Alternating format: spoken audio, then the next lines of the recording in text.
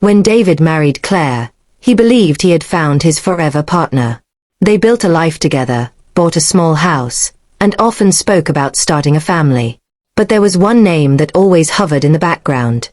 Mark, Claire's ex. At first, it didn't bother David. Everyone has a past, he thought. But soon, that past began creeping into their present. Claire mentioned that she had bumped into Mark at a coffee shop. Then she started meeting him more often, just to catch up.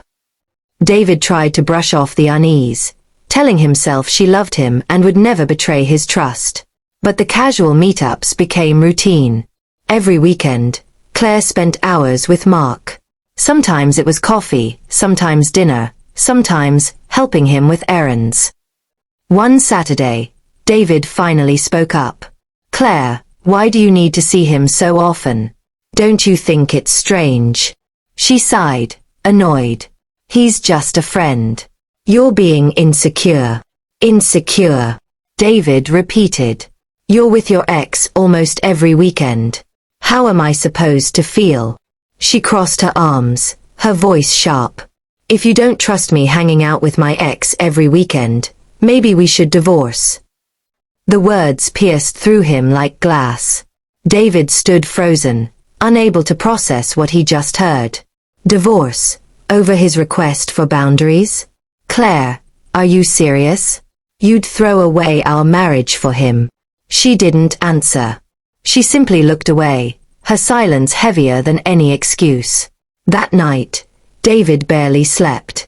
He stared at the ceiling, replaying every moment of their relationship. He thought about the vows they exchanged, the promises of loyalty and love. He thought about how quickly those promises were being discarded. The next morning, he tried again. "Claire, I'm not asking you to cut off friends. I'm asking you to respect our marriage." Her response was ice cold. "Respect goes both ways. If you can't trust me, there's nothing left between us." David felt his chest tighten. This wasn't about trust anymore, it was about her choice. And she had already made it. Later that week, he noticed something that confirmed his fears. Claire's phone buzzed constantly, and every time it was Mark. Her face lit up when she saw his name, something David hadn't seen in a long time when she looked at him. The realization hit hard.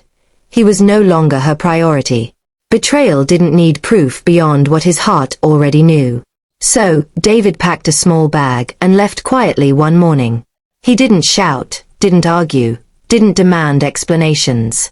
Because sometimes the most painful truth is revealed not through lies, but through the honesty someone throws at you without regret.